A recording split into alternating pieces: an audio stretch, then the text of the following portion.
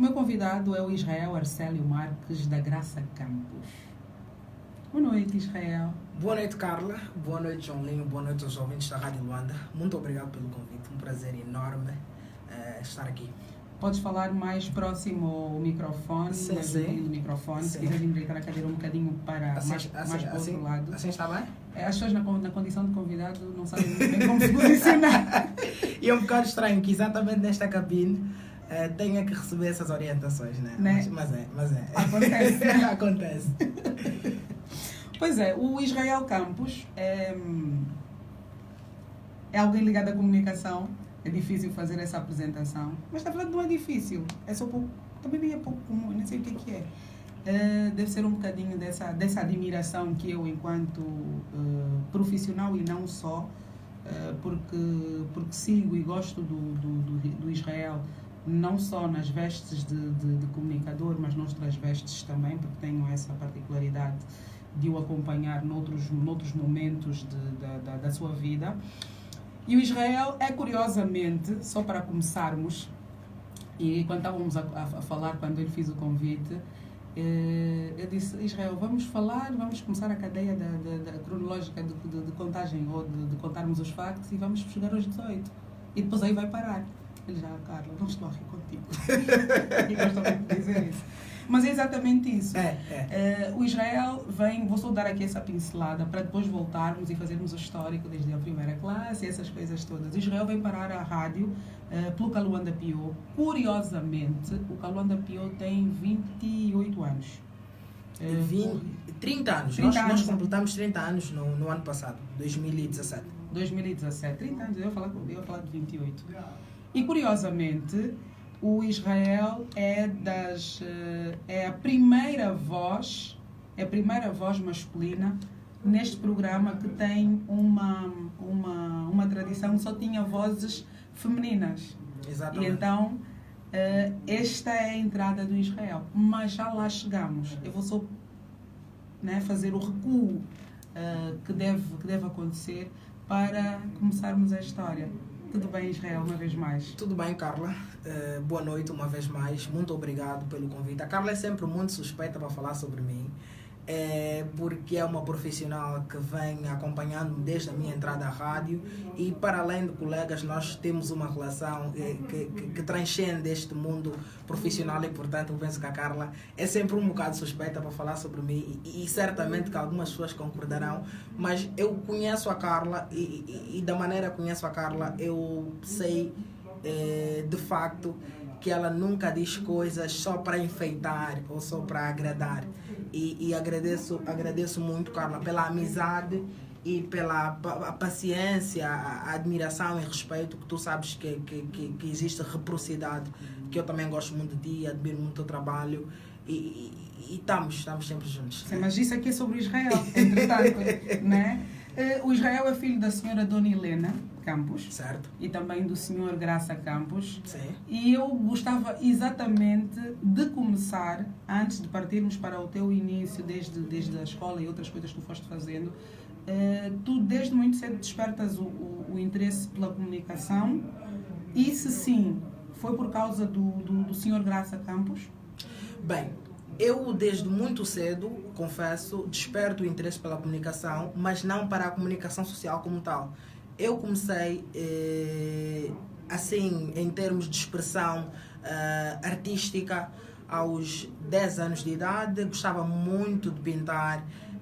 Frequentei, inclusive, um ateliê de pintura do artista plástico angolano Etona.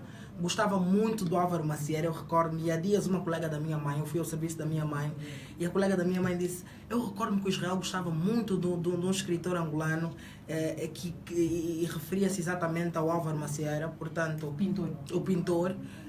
E então começo na pintura, nas artes plásticas. Tenho inclusive até os dias de hoje alguns quadros que eu pintei, Porque... E quando é que conseguimos ter isso connosco? Vamos desvendar um dia destes. Mas sim, foi uma coisa que eu levei muito a sério e que, graças a Deus, a minha mãe deu-me sempre o suporte necessário. Ela ia comigo, eu frequentava, antes de entrar para o ateliê do Etona, eu frequentava algumas aulas de arte ali próximo, na Mutamba, próximo ao Jornal de Angola, aos sábados. E, portanto, eu começo a manifestar esta coisa da expressão, de querer comunicar, porque eu considero a arte também como um modo de comunicação. E então começo pelas artes plásticas e depois, aos 12 anos, com alguns escritos e aquela coisa da escola, de escrevermos algumas coisas, de analisarmos, porque eu acho que a escola dá-nos na escola nós começamos a ter as nossas primeiras visões assim mais fora daquele ambiente escolar e para o mundo. E, portanto, muitos fenómenos nós entendemos primeiramente na escola. E então, aos 12 anos, eu escrevi um livro intitulado A Separação dos Pais da Ana, que foi muito em consequência de uma situação que um colega meu vivia, que tinha que ver com a separação dos seus pais. E eu, como não queria que o meu colega entendesse que eu estava a escrever sobre a vida dele. Personificaste numa menina. Nana, exatamente. E o tio Kim tem recordações desta pequena obra que nem chegou a ser publicada, porque eu recordo-me que a minha mãe falou com o tio Kim naquela altura, em 2012, e eu cheguei a apresentar a obra ao tio Kim. Eu acho que foi a primeira vez que eu vim ao Kaluanda Pio. A primeira vez que eu vi um Kaluanda Pio foi em 2012 ou 2013, eu não me recordo ao certo. Mas foi o primeiro momento que eu vim aqui para foi teu primeiro contato. Contacto, exatamente. E não havia, e ao contrário do que se possa pensar naquela altura, eu não pensava em estar aqui na rádio. Eu vim somente à rádio por este motivo. Para falar do teu livro. Para falar do livro. E recordo-me que vim com a minha mãe e fizemos uma entrevista na 711 com a Edna Mara. Havia uma rubrica no Kaluanda Pio que é sobre o conhecimento que os pais têm sobre os filhos. O pai conhece os filhos, os filhos conhecem os pais. Aí viram nesse âmbito. Sim, eu recordo-me que fiz esta rubrica com a Edna Mara. Minha mãe gravou, depois eu também gravei. E foi a primeira vez que venho para a Rádio Nacional de Angola. E não, confesso, não fiquei maravilhado, quis vir para aqui imediatamente. E não te chamou a atenção? Não, eu tinha 12 ou 13 anos e, portanto, não fazia parte. Eu queria mesmo era pintar. Mas também foi meio que um ano depois que depois vieste. Sim, foi. Sim. Curiosamente. Estamos a fazer vários stops, né? São pequenos flashes para ir completando a história. Onde é que tu estudaste o ensino primário, Israel? Tu andaste na creche? Andei na creche. Okay. Primeiro na Vila Alice. Depois no Zé Pirão. Primeiro na Vila Alice, depois no Zé Pirão. E depois vou para a escola, para o colégio Patrícia Rossana. Olha, eu estudei no colégio Patrícia Rossana por um dia, porque a escola São José do Colonim não tinha vagas naquela altura. Pese embora o meu irmão mais velho, o Terêncio, já estudasse na escola São José do Colonim, houve uma altura em que a escola São José do Colonim era muito concorrida e, portanto, Houve uma altura e continua, penso que de alguma maneira continua por causa da qualidade do ensino da instituição. Mas naquela altura existia facilidade de quem já tivesse um outro filho a estudar na escola, de colocar um outro irmão. Mas não aconteceu no meu caso, tanto é que eu me recordo, eu fui assistir aulas no meu primeiro dia de aulas. O meu primeiro dia de aulas? Não foi o meu primeiro dia. Ou foi o meu primeiro dia de aula, sim. Fui ao Patrícia Rossana, entrei, fiquei no Patrícia Rossana e no segundo dia de aulas é que fui ao São José do Colonim. Eu acho que foi isso que aconteceu. Portanto, entro para o São José do Colonim na iniciação e saio na 12ª classe. Portanto, a minha vida foi toda feita, a minha vida académica foi toda feita na escola São José do Colonim. Nunca conheci outras paredes, nunca conheci outros quadros, porque da iniciação ao 12º ano foi sempre na escola São José do Colonim. Pois, e isso dá uma certa facilidade, né? Porque se costuma dizer que, ou pelo menos mesmo a nível do conhecimento dos professores, com relação aos alunos, que muitos deles acompanham da primeira até a 4ª classe, ou a 6ª classe, que agora é o primeiro ciclo, e depois vão com eles para as outras classes. Eu sei que tu tens uma vida, ou tiveste, pelo menos no São José do Clooney, uma vida académica muito intensa, não é? Porque desde sempre te questionaste muito sobre as coisas e, mais do que questionar, também estavas a dar soluções a algumas coisas. Sim. Na escola São José do Clooney, com certeza que ao longo dos 13 anos, a escola também foi sofrendo algumas alterações.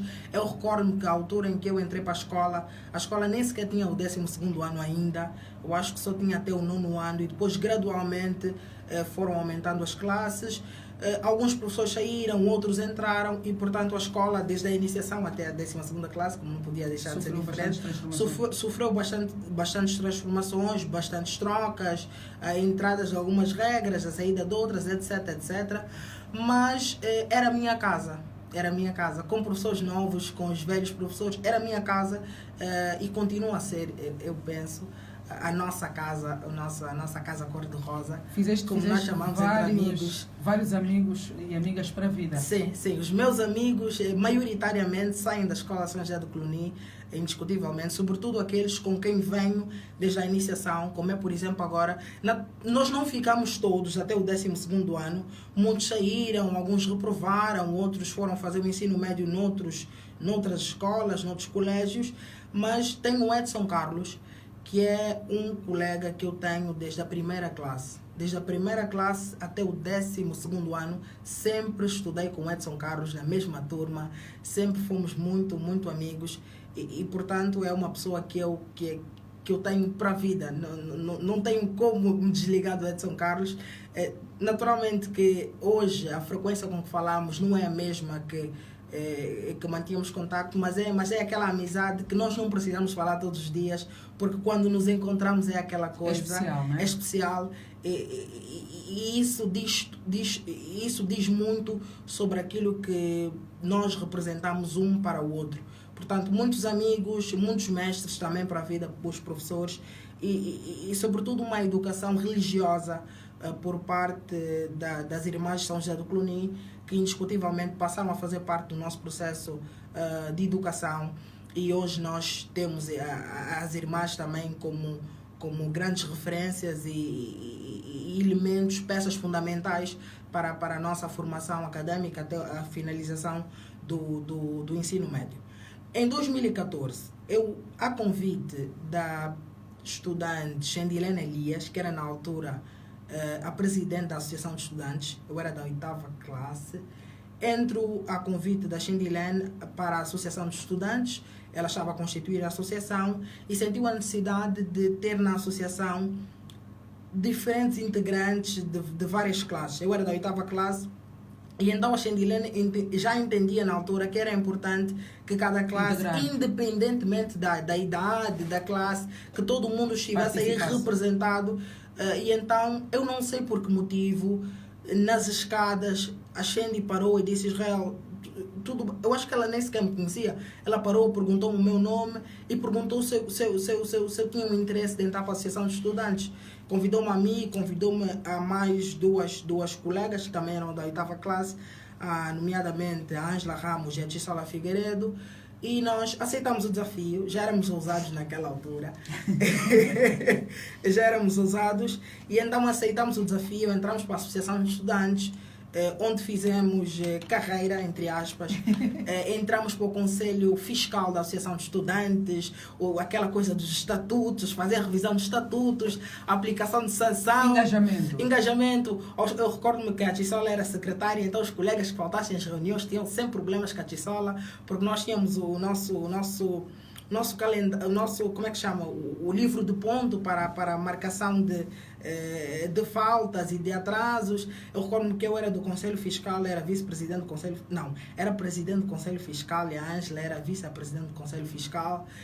Criar estratégias, como é que vamos colocar os colegas todos em ordem. Temos que criar uma estratégia que possibilita que mesmo os colegas que não se revejam no nosso projeto, porque eu acho que mesmo na vida, e vamos hoje vendo que nem todo mundo se revê em todos os projetos. Portanto, estes projetos que têm este âmbito, esta dimensão muito grande, porque nós não estávamos ali por um grupo de estudantes, estávamos ali pelos estudantes, todos eles, e então nós tínhamos esta preocupação de tentar pensar maneiras de agregar de chamar pessoas, de convencer, de persuadir pessoas a entrarem no nosso grupo.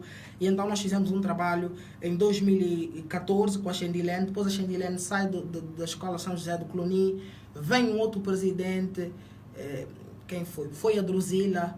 Vem a Drusila e nós continuamos a trabalhar e íamos ascendendo consoante o tempo. Eu fui do Conselho Fiscal, depois passei a porta-voz, depois passei a secretário e no ano passado, o ano de 2017, constituí uma lista, a lista A, a nossa lista A, saudosa lista A, e junto dos meus colegas com os mesmos interesses que eu, que na verdade passavam por garantir voz aos estudantes, porque eu acho que o exercício de democracia é um exercício que precisa de ser começado muito cedo.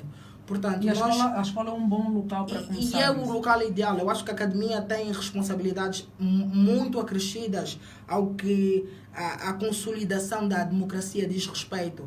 As mentes prontas à democracia saem da academia. Portanto, eu pensava na altura e continuo a defender que nós temos que, por intermédio de exercícios pequenos, como é a votação para a lista que vence a Associação de Estudantes, a participação de reuniões, as ideias, etc. Não houve uma tentativa, por exemplo, de um consenso de listas? Passou a haver uma lista? O que aconteceu o ano passado foi o seguinte: nós éramos uma lista com uma grande popularidade na escola, convenhamos, e sem falsas modéstias. Tínhamos uma grande popularidade a nível da escola. Haviam duas listas, uma que ficou pelo caminho, que foi a lista C, e havia a lista B, que era a concorrente que fazia frente. E então eu recordo que nós tivemos debates acesos no pátio da escola, algumas intrigas foram inclusive criadas, e aquele processo parecia brincadeira, mas contribuía de forma muito significativa para a nossa construção enquanto cidadãos, porque nós, para estarmos prontos e capacitados para viver isto na vida real, entre aspas, que é na sociedade, é importante que nós tenhamos este tipo de treinamento. Achas que é um balão de ensaio, é um pré-ensaio para o que nos espera cá fora? Eu acho que sim. Fizemos campanhas, prometemos o que estava ao nosso alcance, porque a dada altura nós sentimos... Sim, eu acho que sim. Eu acho que o balanço do ano passado foi um balanço positivo. Nós tentamos e demos o nosso máximo. É sempre um pouco complicado quando, para além da associação, que ocupa muito tempo, e principalmente nós somos estudantes, né? O nosso objetivo na escola é efetivamente estudar. Mas penso que nós conseguimos ter este balanço e conseguimos alcançar um rendimento positivo em termos académicos e também satisfazer alguns dos nossos colegas. Naturalmente que não é possível que agrademos a gregos e a troianos, mas a alguns foi possível, e isto com certeza que deixou-nos muito, muito satisfeitos também. Ok. Mas eu gostava muito de voltar aos teus 12 anos. Gostava mesmo, por causa do livro A Separação dos Pais da Ana. Há vezes que nós... E há cantores que cantam assuntos de outros amigos, que contam histórias que não têm necessariamente que ver consigo, mas é o que está à sua volta e os preocupa. O que é que te fez passar a história do teu colega para o papel? Sentias que ele estava abalado com a situação da separação? Notava-se no comportamento dele e fez passar isso para um livro? Carla, eu acho que é muito importante que nós, quando possível e quando temos alguma capacidade de o fazer, darmos voz a pequenas situações que acontecem no nosso cotidiano, porque penso que este mundo é muito grande e esta situação que esta pessoa que está perto de si ou está a passar, eventualmente outras pessoas também estejam na mesma condição. Na altura eu senti que aquela situação de separação, de divórcio, de alguma maneira abalava, o afetava. e acabava por ter repercussões no seu comportamento, no seu rendimento escolar. E então eu achei que era importante que dentro daquele espaço, daquela possibilidade que eu tinha, que era importante dar voz a esta situação que eventualmente preocupava na altura, e eu acho que continua a preocupar muitas crianças, muitos jovens, e eu recordo que o objetivo central era colocar os pais a refletirem, porque os desentendimentos vão sempre acontecer, vão acontecendo, mas a forma com que nós gerimos a situação, a forma com que nós fazemos o pensamento chegar à seguinte fórmula, à seguinte maneira de pensar, que é esta situação que nós estamos a viver pode trazer efeitos negativos para o nosso filho, para a nossa filha e para outros membros da família. Então eu recordo-me que o essencial era passar esta mensagem de que as relações podem terminar, os divórcios podem acontecer, mas é muito importante nesta altura a maneira como acontece, né? Para cautelarmos que não dentro deste processo não deixemos pessoas magoadas ou não afetemos muito diretamente. É um processo que indiscutivelmente afeta, Carla. Uma criança que esteve sempre acostumada a viver com o pai e com a mãe, de um dia para o outro, passar só a viver com um e sentir aquele clima de tensão em casa, naturalmente que afeta. Mas o que vai diferenciar, o diferencial vem na maneira como os pais gerem. A dada altura, eu acho que, dependendo da idade, os pais não precisam de dar a entender que é esta situação que estamos a viver. Podem, na base do respeito, da amizade e de considerarem que têm ali um resultado dos seus desejos passados, e pensarem em resolver estas situações com alguma cautela. Agora só a nível, a título de pedido de responsabilidade. Responsabilidade? Não, sei lá, não sei se seria propriamente responsabilidade. Israel, tu já pensaste em publicar esse livro? Certamente já te terão perguntado isso imensas vezes. Sim. Já pensaste em publicar este livro? Bem, naquela altura eu tinha, era naturalmente uma das minhas prioridades, tanto era que foi por isso que vim aqui à rádio também. E é uma coisa que naturalmente eu quero partilhar com as pessoas, mas por hoje não constitui das minhas prioridades. Quem sabe futuramente podemos fazer uma publicação com alguns apoios, com um projeto melhor consolidado, mas atualmente não faz parte das minhas prioridades, não. Se chegasse alguém assim e dissesse, já vamos lançar aquele livro, alterarias alguma coisa na história? Ou mantinhas ela para ficar a essência daquilo que caracterizou, para além da vivência de alguém, alguma coisa que despertou em ti o interesse por essa forma de comunicação também? Mantendo ali a essência de uma criança de 12 anos que tinha uma visão própria naquela altura e que ele se mantivesse assim, sem que se mexa, sem que tivesse uma visão do Israel que hoje tem 18 anos, embora não tenha passado muito tempo, aconteceram muitas coisas, e certamente tu hoje escreverias este livro de uma outra maneira, muito mais bem construído e tudo mais, porque tu tens outras valências, né? Tanto dado pela idade, pela formação, por isso, por aquilo e por aquilo outro, mas que mantivesses aquela essência. Sim. Aceitavas esse desafio? Sim, eu acho que sim. Eu considero muito esta questão da essência e dos períodos. Eu acho que nós somos frutos de construções constantes. Nós estamos sempre a mudar, a evoluir, e as nossas perspectivas estão em constante alteração. Portanto, em nome do respeito, da essência, do momento, da idade e do período, eu acho que eu não alteraria. Naturalmente, que há a correção de alguns erros ortográficos. Isso convém, né? Mas a questão da perspectiva, da essência, eu acho que nós temos de aceitar o nosso background, de onde é que estamos a vir, né? Temos que aceitar que ontem nós pensávamos daquela maneira e fruto desta transformação a que estamos sujeitos diariamente, hoje pensamos de uma maneira diferente. Portanto, eu considero muito esta questão da essência dos períodos, dos tempos. Estou um bocado no exercício de vossos experimentos de democracia dentro da escola, no São José do Planeta, e estiveste aqui a contar. Falaste em ousadia. Ousadia. Tu te consideras uma pessoa ousada? Extremamente. Extremamente ousado. Extremamente ousado. Audacioso. Uma pessoa que se engaja e que vai à luta. E que vai à luta. Vai até as últimas consequências. Sim. Sobretudo quando é movido... O que atiça a tua ousadia? As minhas causas. Ok. Quais são as tuas causas, Israel? Quais são as minhas causas? Eu tenho muitas causas.